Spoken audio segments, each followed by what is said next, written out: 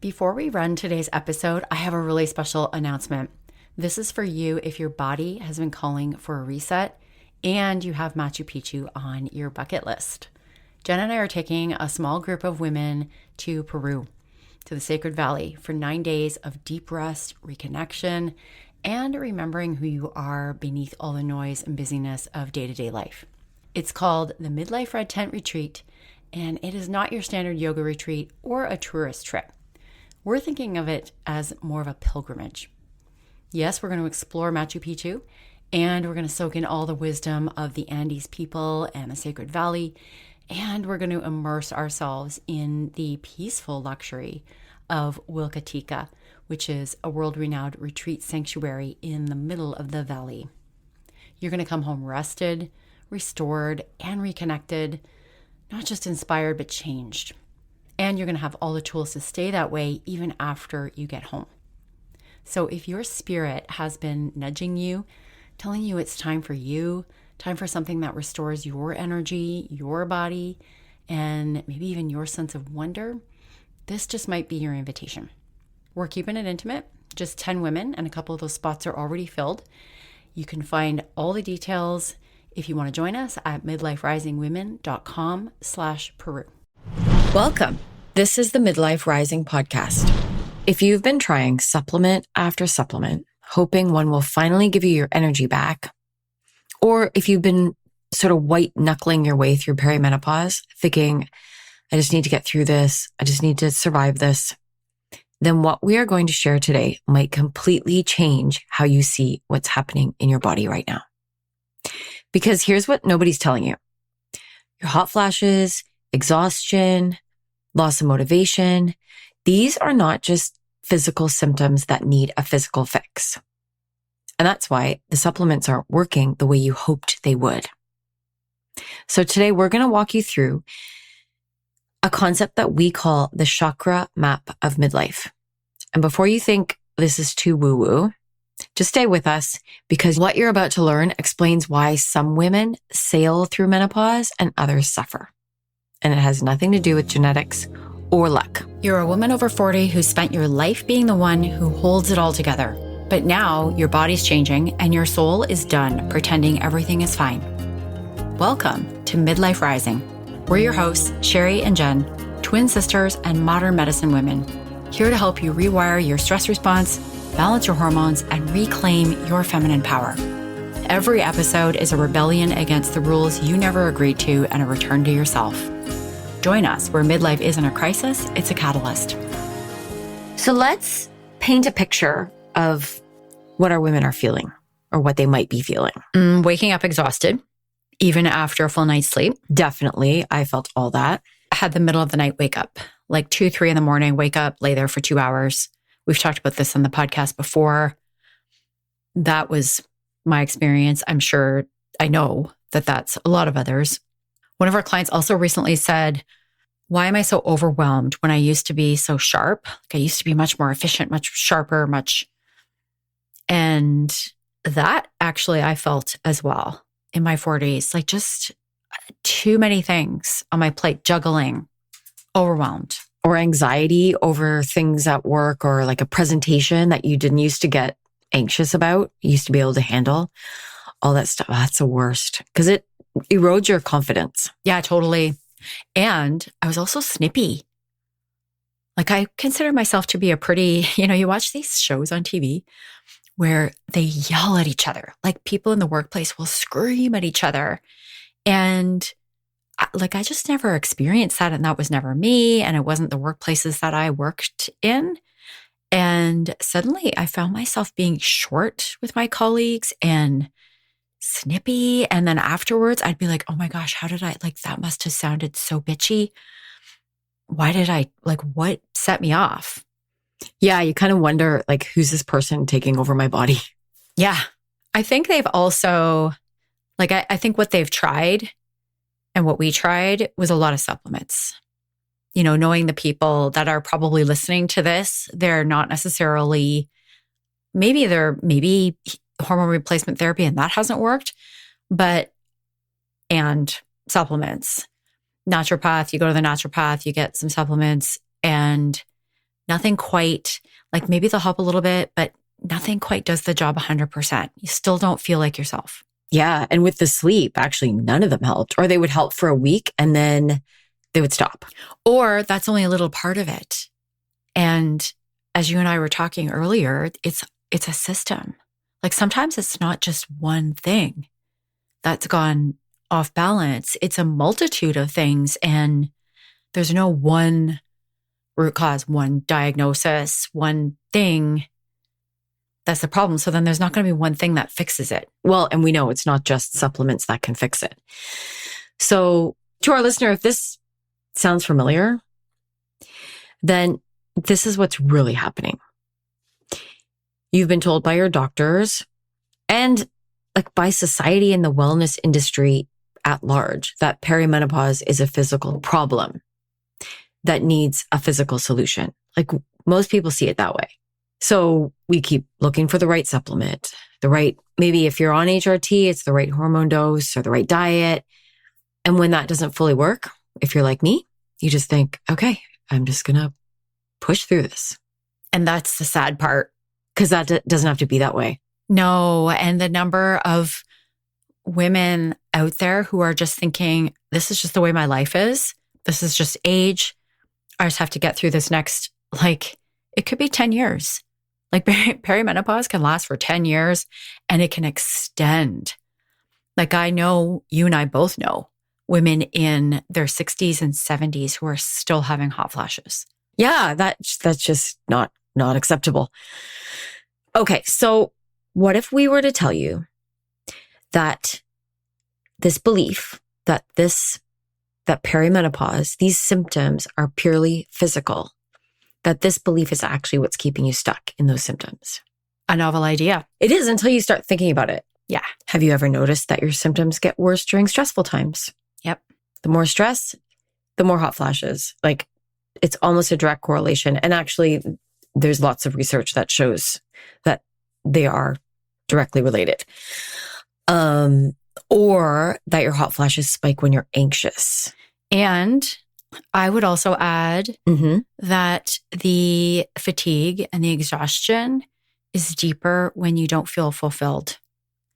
Like I spent the majority of my 20s and 30s and early 40s not feeling fulfilled in my job, wondering if this is like all there is, and kept searching for something. And that made me feel more tired.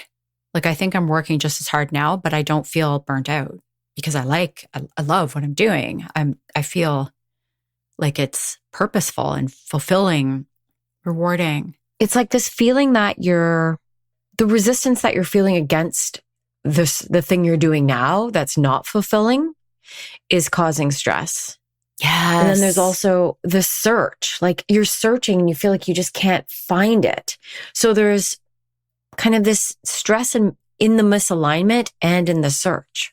Yeah. Just the simple fact that you don't feel aligned. Yeah. I never thought about it that way. Like, and especially when you you can feel it in your body sometimes when you have resistance. Like if you're saying yes to something that you want to say no to, it's like, if you start paying attention, you'll catch it. Like I get a feeling of, it's like there's a conflict going on in my body.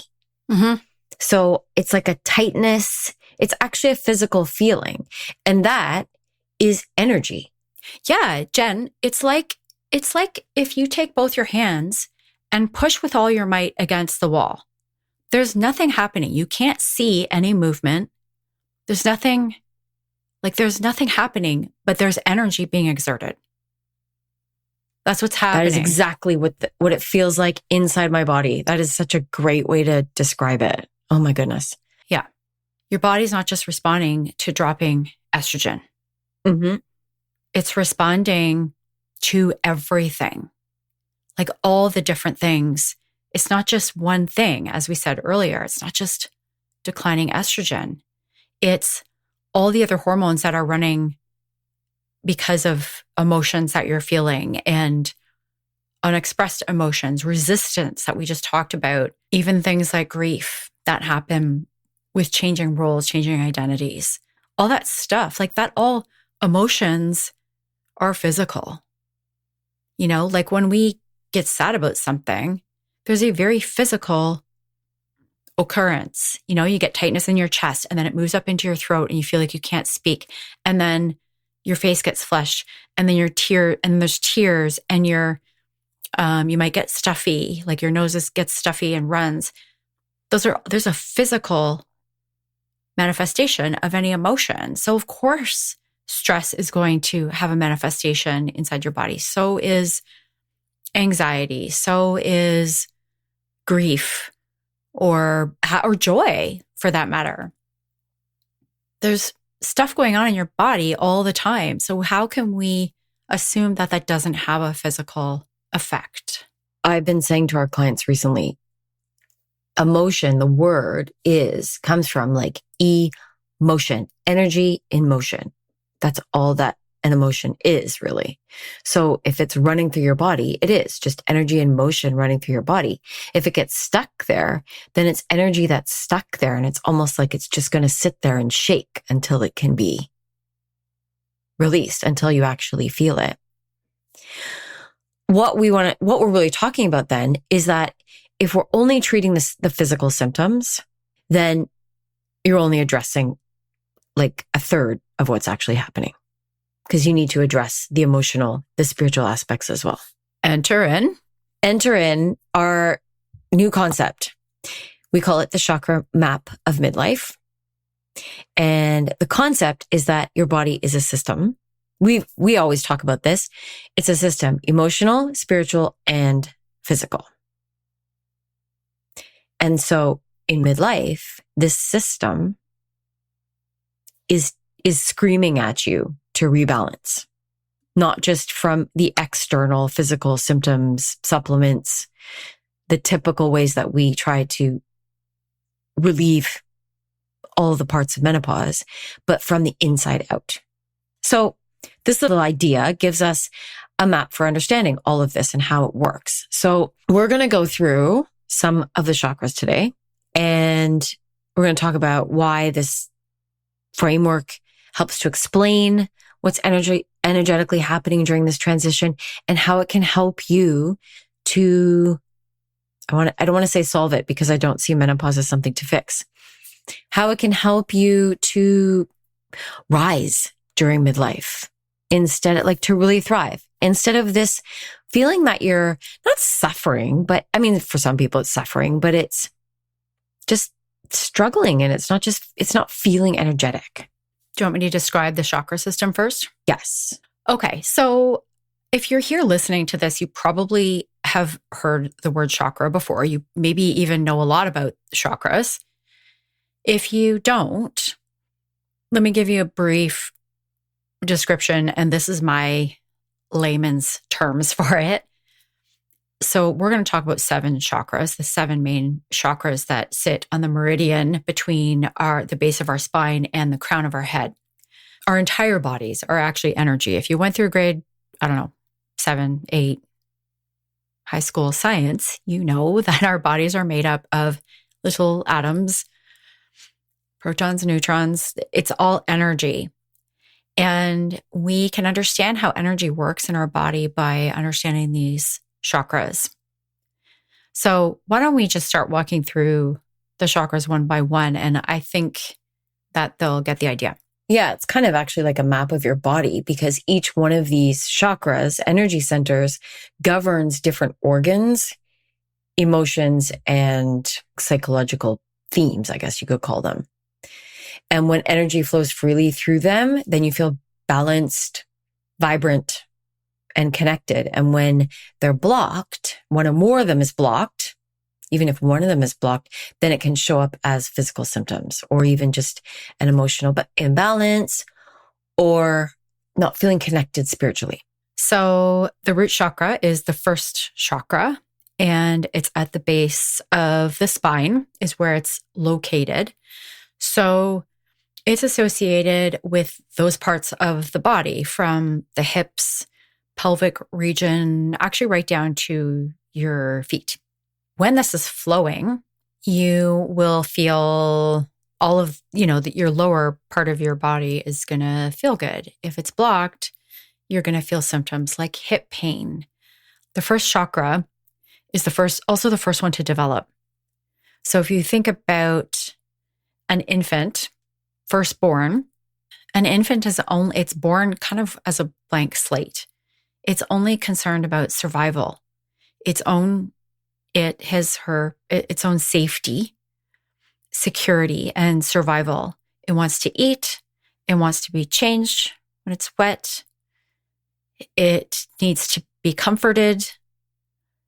All of just pure instinctual survival. And what it requires in order to survive is belonging. It needs, an infant needs her parents or a community or people, adults around her to survive. So the first chakra is really about stability. It's about security, and it's about belonging. And this is why belonging, this human need to belong, is so hardwired, because it begins the moment we come out of the womb. We need to belong in order to survive. So if this chakra is flowing, then you will feel safe and stable, like your feet are on the ground. Yeah. Like things aren't shifting underneath you. If this chakra is blocked, you're going to feel unstable, ungrounded, or maybe a lack of belonging, like not sure where you belong, uncertainty.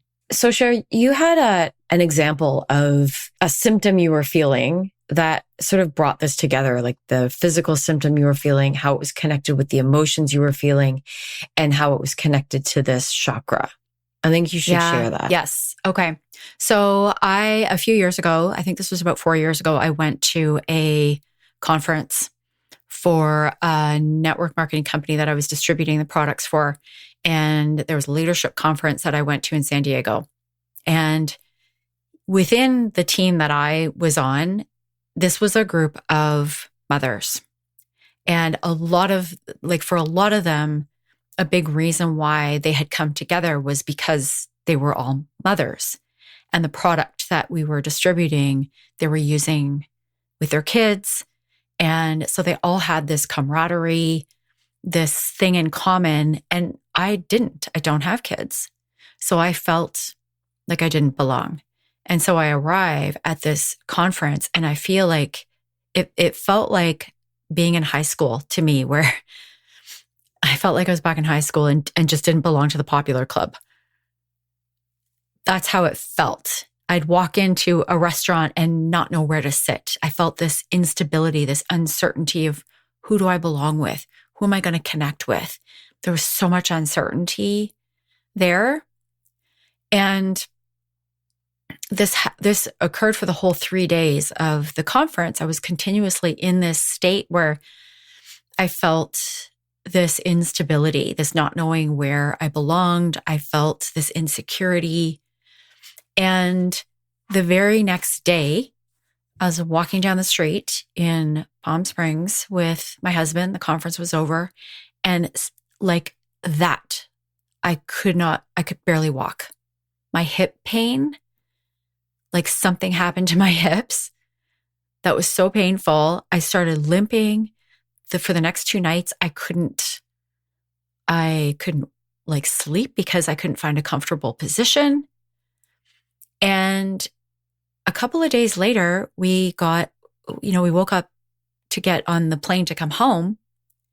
And literally on the plane ride, it was like I got on the plane, I could barely walk. I got off the plane and I was fine. Like the pain was gone. You didn't do you didn't injure yourself or anything. You didn't actually do anything to it. Nothing that I can think of. And back a few years ago, I would have been like, what? But now I know that this is perfectly normal. Like as soon as you knew you were going home to stability. I was going home to the people, to my tribe, to my home, to stability. And it was like, it just took a few hours on the plane and I could literally feel it getting better. I was like, what is going on?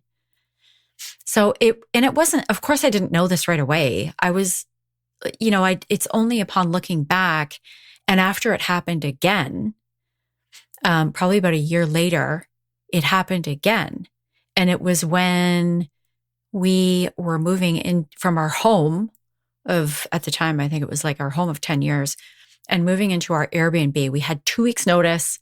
I had to pack up a whole bunch of stuff, move into our Airbnb. It wasn't even finished. Again, I felt that instability, that uncertainty about, like, literally I was being uprooted, as you said earlier. And this is the root chakra we're talking about. I was uprooted from my home and moved into another home. And the hip pain returned. The hip pain returned. So this time I called the doctor and said, what the heck is going on? And he said, oh, it's bursitis. And there's nothing you can really do about it. It's just inflammation. And then it went away. Like, as quickly as it arrived, it just disappeared. And it's in hindsight that I could really see the pattern there, that this wasn't like, yes, there was a physical manifestation of this, but it wasn't directly caused by anything. It is related to menopause. Like, we know that joint pain is a symptom of menopause because our body carries more inflammation. Cortisol plays a big role in that. And the emotional aspect, like those feelings of not sure, that uncertainty, that not sure where I belong, being uprooted, that really, in hindsight, I could see that those patterns were directly related. The pain went away as soon as I felt stable again. I know that there's tons of women out there that get like bursitis in the shoulder, frozen shoulder. And same thing, like it stays around for a while and then suddenly it goes. And there's like, doctors are like, no, there's no cure, but it's emotionally related. Yeah. We should remember to talk about the frozen shoulder when we get up to the heart chakra. Okay. So next chakra is the sacral chakra, which is related to pleasure, sensuality, creativity, because this is where we create life and create projects, ideas, all comes from our womb chakra, which is this also called the sacral chakra. And the sacrum is that bone that goes across your lower back. So this is also related to low back pain. Cher, what are some of the symptoms on this one? So the ones directly related to perimenopause and menopause are loss of libido and vaginal dryness. Then there's UTIs, so more frequent UTIs or even the onset of them, like in your 40s. Women experience that. Some of the earlier phases of life symptoms, endometriosis, which can last throughout life, heavy periods, menstrual cramps, PMS, all those kinds of symptoms that relate directly to the uterus. Those are all symptoms. So problems with the uterus, the ovaries, ectopic pregnancies even, fibroids, cervical cancers. Actually, cervical cancer is a bit of a conundrum that might be related to the sacral chakra or the root chakra. And then there's also kidney stuff too, like bladder, kidney stuff, adrenals. The emotions associated with this chakra. This is where we hold on to shame, guilt about desire or pleasure, like guilt about not only pleasure, like if you've had any sort of religious trauma around pleasure, sexual pleasure, and also the guilt around wanting. Like we are told that we shouldn't want, many people anyways, not everybody, but we're not supposed to want things. We're supposed to need things. And so there are some women out there who feel guilty about wanting more. I want more out of my life. Oh, but I should be grateful for the children I have, or I should be grateful for this beautiful life I have. But actually they want more when it comes to midlife. They also might not even be able to admit that they have needs. We talk about that all the time, because if we can't admit we have needs, then we try to do everything ourselves and we end up crazy busy. And the thing that I want to add, Jen, to this one this is maybe more about the spiritual, But the sacral chakra is really where it's the seat of self-worth.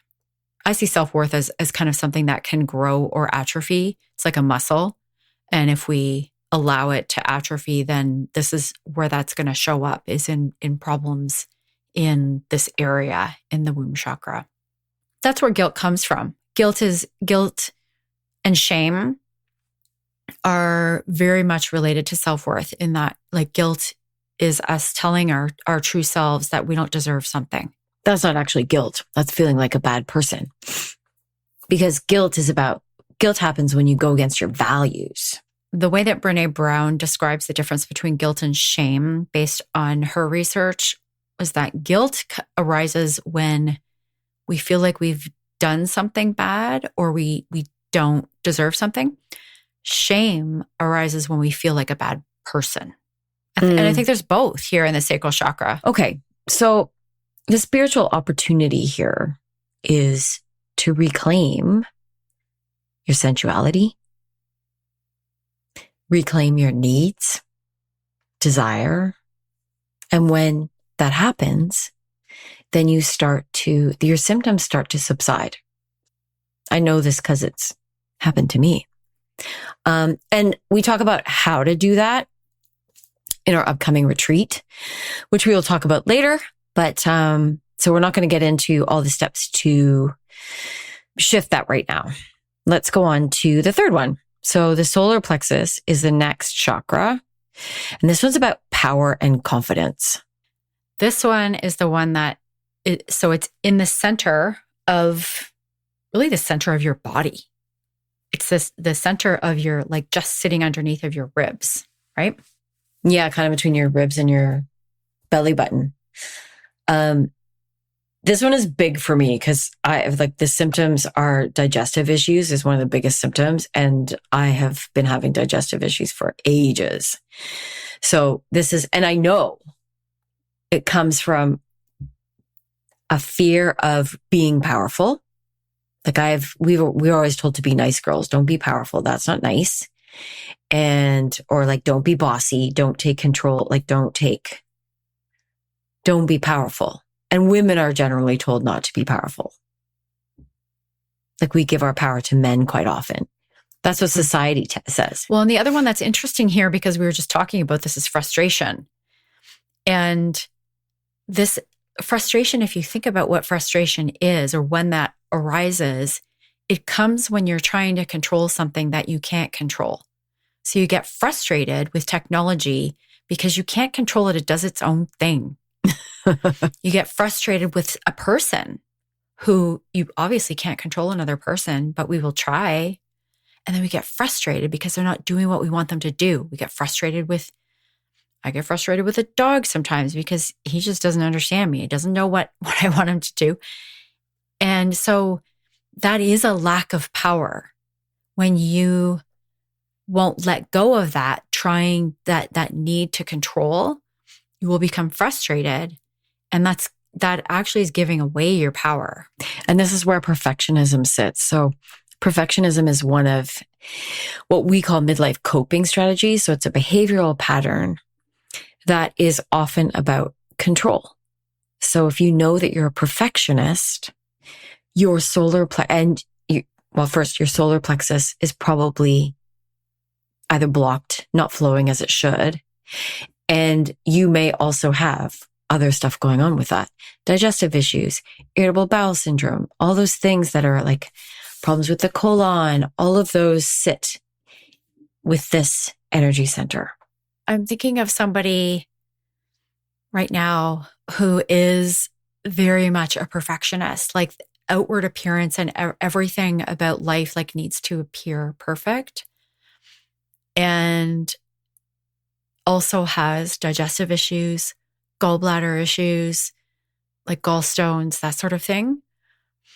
And I find that so interesting that you can actually I can think of more than one person who, think of anybody who has gallbladder issues, gallstones, or digestive issues. Have a look at where are they on that perfectionism scale? Like, do they like life to be perfect? Do they like things to be just so. Yeah. And the high standards too. Like I never realized I was a perfectionist until I understood that perfectionism isn't about details necessarily. It can be, but it's about having high standards. And I prided myself in my quality of my work, the striving for excellence all the time. That can cause that form of control of everything manifests as frustration when it isn't perfect and ends up sitting in your gut. So all the women who get digestive issues in perimenopause, this is part of the solution. So the emotions share that are associated with this are like self-doubt, over-responsibility. Self-doubt's a big one because that's directly related to confidence. And so if you have that inner critic, the constant imposter syndrome, that's solar plexus energy. So for this one, the opportunity, and it's a little bit paradoxical because you gain back, like speaking about the frustration and the control, you take your power back when you let go of the control. We think that power comes from control, but it's actually when you let go of whatever it is that you're trying to control that you actually have no control over, that you take your power back because you stop being a victim of that external thing. And that is so true. Yeah, you bring it back to the internal. I hate that that's true. I know. Because I'm thinking back to when I was like earlier today when I was so frustrated with the tech, and it was because I had no control over it. It was your internet signal. And yeah, and it's when you try to control it that you can't. And when you let it go, you actually take your power back. That's when you can change how you feel. Otherwise, you just stay in frustration. All right. So those are the 3 we're going to talk about today. We are going to do the next 4 in our next episode. But I want to just close this out with just talking about what becomes possible when you start treating your body as an entire system that includes emotions, energy, as well as the physical, and you see it as completely integrated. The possibilities are endless. So what I've been doing is I've been trying to fix my gut issues for ages. And I keep trying another supplement. Oh, I'll try this probiotic. I'm going to try that thing. And it's like this endless saga, really, about finding what is the fix. What I have known for ages that my gut problems are emotional. It's a pattern in my nervous system that started many years ago. Like my issues started when I was a teenager. And when I was in my 30s, like I felt nauseous daily, every day. And until it was the norm. And then I went to a Chinese doctor, like a TCM, and he said, you should never feel nauseous. And he helped me to start getting through it. And he had a very also integrated experience where like he used needles and he used some herbs, and he also helped me understand the emotions behind. This is where I learned most of this stuff, is to understand the emotions behind my issues. And I'm still working on it. So this has taken me a long time because I keep refusing to admit that it's an emotional thing I've got to get through or an energetic thing. But the more I do it, the better I feel. And every once in a while I get a big shift in something emotional, in taking my power back, letting go of control, and my body gets a little bit better. So the opportunity is to actually start to thrive, not just survive perimenopause. Now is the time to take stock of some of these chronic issues. We all, like everybody I talk to has something chronic that's been bugging them, whether it's low back pain or hip pain or gut issues or something else. There's things that we just start to like assume is normal. And those are the things, like you should feel perfect. Like you should feel good all the time. And if you don't, that's a signal that something is going on. And if it's chronic, I would venture to say that there's definitely an emotional connection there. There's something you're not letting go of. Yeah. And there probably is a physical thing that that doctors can identify. Like with my gut issues, I know that wheat, gluten, and dairy make it worse. And I also know that I still have problems when I don't eat those things. And so there's it's a mix. It's so integrated. Like some of these things that I have been able to emotionally resolve have led to me feeling so much better. Like, yes, I still have gut issues, but I sleep so much better. When I started sleeping through the night, I would wake up going, oh my God, I slept through the night. And a sense of joy returned. I didn't realize how depressed I was because I was so exhausted. And how then that was leading to my brain fog. And then suddenly I started being able to think again without having to read the paragraph 3 times over. And everything just started to fall back into place. I started getting my sense of humor back again. That's the thing I hear everybody say. I just don't feel like myself. And it's possible to feel like yourself again more quickly than you realize. Yes, some of these things take work if they're really deep-seated emotional, physical problems. And there's also the opportunity to start feeling good very quickly, particularly if you can relieve some of it. Yeah. And maybe, Jen, let's just acknowledge that our listeners are doing the work. They've been busting their butts trying to get their bodies back in balance, seeing the naturopath and doing the workouts and looking at their diet or their supplements. And so we acknowledge that and probably also share doing the personal work. Yeah. So I want to recognize that, but what if we took it a step further and looked at it from this whole system, holistic approach? And when you start to take that systemic approach, you can accelerate the progress. So it might sound like a lot of work to do this. And we know that you're probably already exhausted. And by redirecting your energy towards this systematic view, you can accelerate it all without it feeling like more work. Okay. So if what we shared today is resonating with you, and if you're kind of starting to feel tired of these Band-Aid solutions and you're ready to address what's really happening from this holistic mind, body, spirit approach, then we have something for you. I couldn't wait for you to say it. I know I was like, what is the right way to say this? Because we're so excited about it. We are hosting a retreat in the Sacred Valley of Peru. It is a 9-day, we're calling it a sacred journey because it's in the Sacred Valley, to reclaim your aliveness. So we are going on a sacred journey through the Sacred Valley of Peru. Machu Picchu is in that valley. We're going to retreat. We are going to take this chakra map for midlife women 100 steps further so that you can feel more alive, more like yourself, so that you get your energy and your body back. And we're going to do that all in a 9-day journey, and it's coming up. You can find more details at midlifewomenrising.com/Peru. We'll link that up in the show notes.